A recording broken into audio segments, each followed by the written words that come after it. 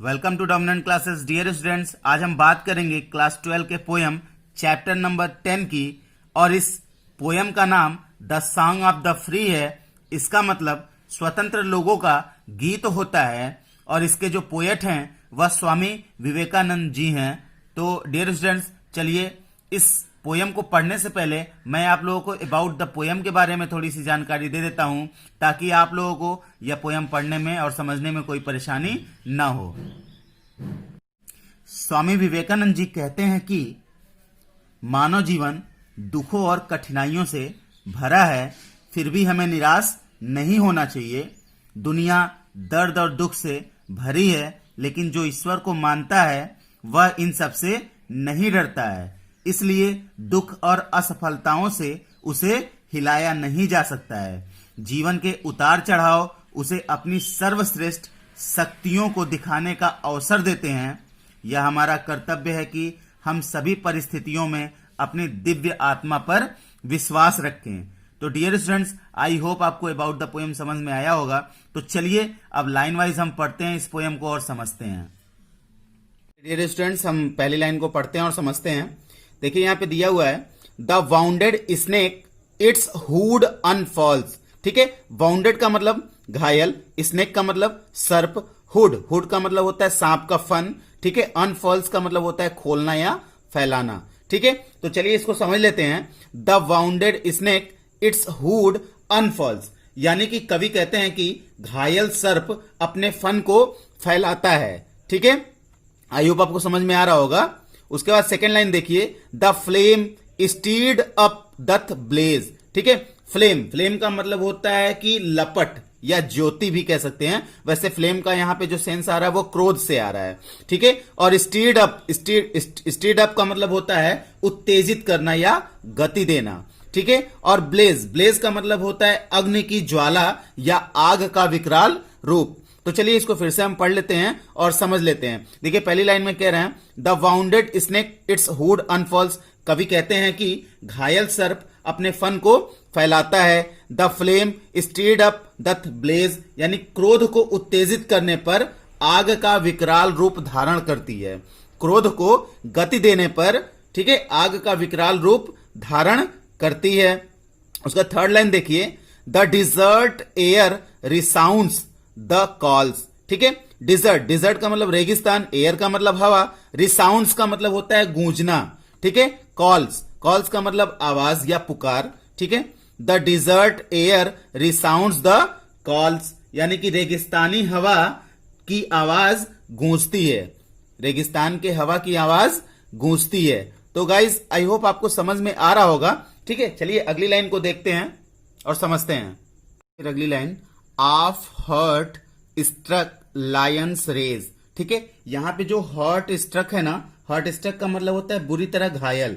ठीक है, लायंस का मतलब यहां पे शेर से है, और रेज का मतलब होता है अत्यधिक क्रोध। ठीक है, तो चलिए इस लाइन को समझ लेते हैं। Of heart struck lion's rage, यानी कि अत्यधिक क्रोध से घायल शेर के आवाज की तरह। ठीक है, अत्यधिक क्रोध से घायल शेर के आवाज की तरह।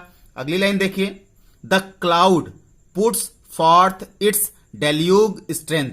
ठीक है, द क्लाउड का मतलब यहां पे बादल से है। ठीक है, और पुट्स फॉर्थ का मतलब उपस्थित से है। ठीक है, पुट्स फॉर्थ का मतलब उपस्थित से है। ठीक है, और यहां पे जो ये डेल्यूग का मतलब होता है अत्यधिक वर्षा या फिर बाढ़। ठीक है, स्ट्रेंथ का मतलब होता है शक्ति या ताकत। देखिए अब इस लाइन को हम समझ लेते हैं। The cloud puts forth its deluge strength, यानी कि बादल उपस्थित करता है अपने ताकतवर मूसलाधार बारिश को। ठीक है, बादल उपस्थित करता है अपने ताकतवर मूसलाधार वर्षा को या फिर बारिश को। अगली लाइन देखिए, when lighting cleaves it's breast. ठीक है, व्हेन लाइटिंग का मतलब यहां पे आकाशीय बिजली से है। ठीक है, क्लीव्स का मतलब यहां पे चीरना। ठीक है, इट्स ब्रेस्ट का मतलब छाती।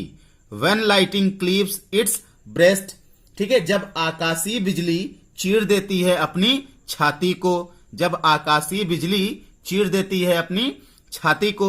उसका फिर अगली लाइन देखिए, व्हेन द सोल इज, ठीक है, when the soul is stirred to its inmost depth, ठीक है। यहां पे देखिए सोल, सोल का मतलब यहां पे आत्मा से है, ठीक है। इनमोस्ट, इनमोस्ट का मतलब सबसे गहरा, डेप्थ का मतलब गहराई, ठीक है। यहां देखिए फिर पढ़ लेते हैं, इसको समझ लेते हैं। When the soul is stirred to its inmost depth, यानी कि जब आत्मा को झकझोरा जाता है इसकी गहराई तक, ठीक है, जब आत्मा को झकझोरा जाता है इसकी गहराई तक। Great once unfold their best, ठीक है।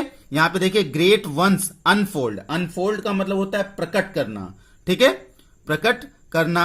देयर बेस्ट, बेस्ट का मतलब श्रेष्ठतम या सबसे अच्छा, ठीक है। Great once unfold their best, महान लोग अपना सर्वश्रेष्ठ प्रकट करते हैं, ठीक है। महान लोग अपना सर्वश्रेष्ठ प्रकट करते हैं, ठीक है, या फिर श्रेष्ठतम प्रकट करते हैं, ठीक है। महान लोग अपना श्रेष्ठतम प्रकट करते हैं। गाइस आई होप आपको समझ में आ रहा होगा। तो चलिए अगली लाइन को फिर देखते हैं। यहां पे let eyes grow dim and ears grow faint, ठीक है। यहां पे देखिए डिम, डिम का मतलब होता है अस्पष्ट, ठीक है, और फेंट, फेंट का मतलब होता है शिथिल होना या कठिनता से सुनने योग्य, ठीक है। तो यहां पे देखिए अब इस लाइन को समझ लेते हैं, ठीक है। आईज का मतलब आंख, ईयर का मतलब कान, ठीक है। Let eyes grow dim and ears grow faint, यहां पे आंखों को धुंधला और कानों को कमजोर होने दो, ठीक है। यानी कि कवि कहते हैं कि आंखों को धुंधला और कानों को कमजोर होने दो। एंड फ्रेंडशिप, एंड फ्रेंडशिप, ठीक है, sorry, and friendship fail and love, ठीक है, बिट्रे। यहां पे देखिए जो बिट्रे है ना, बिट्रे का मतलब होता है धोखा या विश्वासघात, ठीक है। तो पढ़ लेते हैं, इसको समझ लेते हैं। And friendship fail and love betray, और दोस्ती को विफल और प्यार को विश्वासघात करने दो, ठीक है। और दोस्ती को विफल और प्यार को विश्वासघात करने दो या धोखा देने दो, ठीक है।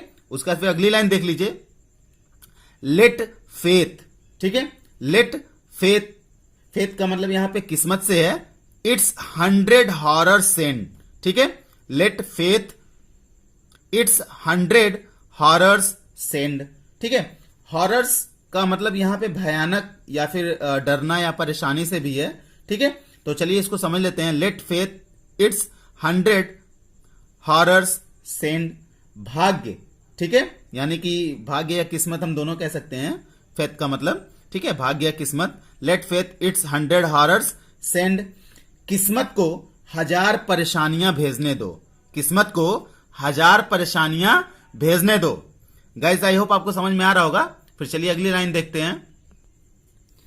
फिर अगली लाइन देखिए, and clotted darkness, and clotted darkness block the way, ठीक है। यहां पे जो क्लॉटेड डार्कनेस है इसका मतलब होता है पूर्ण अंधकार, या इसको हम ये भी कह सकते हैं कि घना अंधेरा, ठीक है। क्लॉटेड डार्कनेस का मतलब पूर्ण अंधकार या फिर घना अंधेरा, ठीक है। ब्लॉक का मतलब रोकना या बंद करना, वे का मतलब रास्ता। And clotted darkness block the way, और पूर्ण अंधकार को रास्ता बंद करने दो, या फिर हम ये भी कह सकते हैं कि और घने अंधेरे को रास्ता रोकने दो, ठीक है। अब चलिए अगली लाइन को देखते हैं। And nature wore one angry prone, ठीक है। एंड नेचर प्रकृति, वर एन एंग्री क्रोधित, फ्रोन, फ्रोन का मतलब होता है नाराजगी प्रकट करना या तेवर भी हम कह सकते हैं, ठीक है।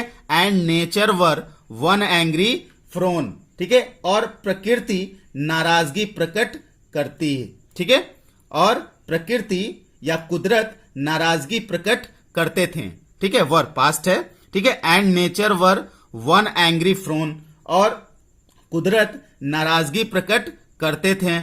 To crush you out, to crush you out. अब यहां पे देखिए जो टू क्रश यू आउट है ना, ठीक है, क्रश, क्रश का मतलब तोड़ना, ठीक है, क्रश का मतलब तोड़ना या कुचलना भी कह सकते हैं। टू क्रश यू आउट यानी कि आपको कुचलने के लिए, आपको कुचलने के लिए। स्टिल नो माई सोल, फिर भी मेरी, ठीक है, फिर भी मेरी आत्मा को जानो। ठीक है, वो कह रहे हैं कि प्रकृति भी, इस दोनों लाइन को हम मिला के एक बार फिर से आपको समझा देते हैं। And nature wore one angry prone, ठीक है, और कुदरत नाराजगी प्रकट करते थे, ठीक है, टू क्रश यू आउट, आपको कुचलने के लिए। ठीक है, उसके बाद फिर देखिए यहां पे स्टिल नो माई सोल, ठीक है, फिर भी मेरी आत्मा को जानो। You are divine, you are divine, divine का मतलब होता है पवित्र या ईश्वरीय।